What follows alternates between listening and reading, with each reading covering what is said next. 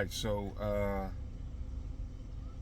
back when I first started my law enforcement career, I was a correction officer in the prison system in Ohio Department of Rehabilitation and Correction, the adult prison system. And this particular day, I was a yard officer, which means I worked the prison yard, just kind of monitoring the activities of the inmates that was on the prison yard in that institution. And on that day, there was an inmate that I brought out from segregation. And the way that we brought inmates out from segregation to visitation at this particular institution was, you had to have them handcuffed, leg iron, which means their legs were cuffed.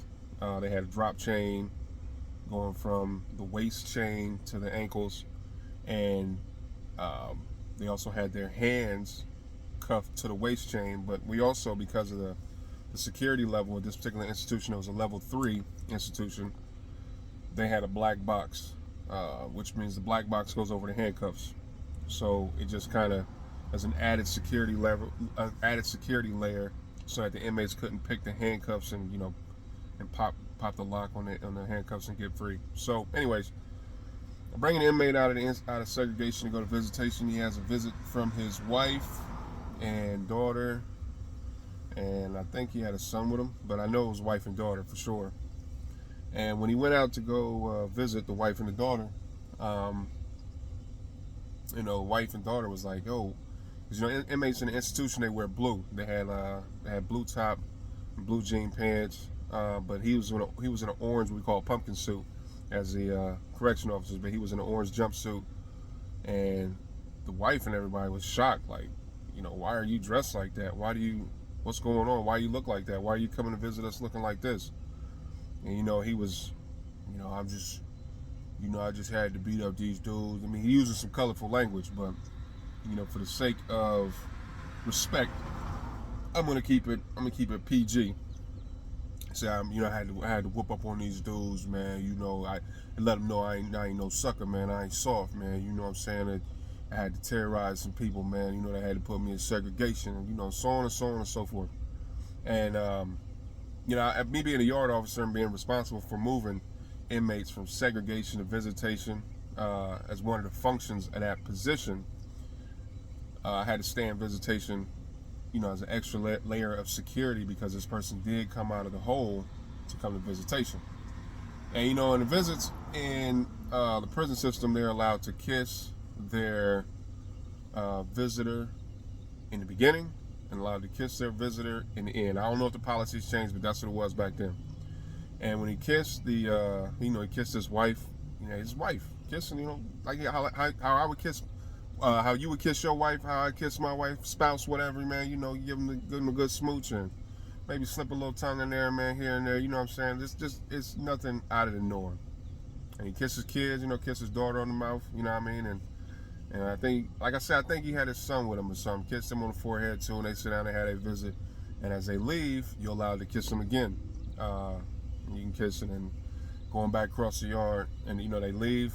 She goes her own, the family go their way, and obviously I take them back in the back of the visitation, and the whole process for that, they got stripped down, and even though they was handcuffed, shackled, and everything, stripped down, and the squat and cough thing, and then clothed back up, leg iron, shackled, everything, go right back to the hole. And I remember what he was saying about what he was in segregation for. So I was wondering, what didn't happen on my shift. So I'm wondering, like, what did dude do? Like, what did he do to go to the hole? Because I had been at the institution for several months at this point. Maybe almost a year, and I was getting pretty familiar with the inmates that were on that side of the institution, the more high security side of the institution. He didn't seem like one of the troublemakers or problem children that we had, so quote unquote problem children. Not to disrespect nobody, but he wasn't really a troublemaker, man. So I was wondering, like, what did he do? So I looked him up on the system that we had, why he was in the hole, and why he went to the RIB, which is the Rule Infraction Board, which is considered the jail or the prison court. And his violation that put him in the hole, put him in segregation, was sexual contact with another inmate. He was caught in a compromising position with another inmate. And when that happened, I started thinking about the fact that he was kissing his family all in the mouth. His wife, unsuspecting, daughter, kissed her on the lips, man. And he was inside the institution messing with boys. In my personal experience, this is not an isolated situation. This type of stuff happens all the time, man. So, all I gotta say about it is just be careful, man. But that's a story for right now. And I'll tell you some more stories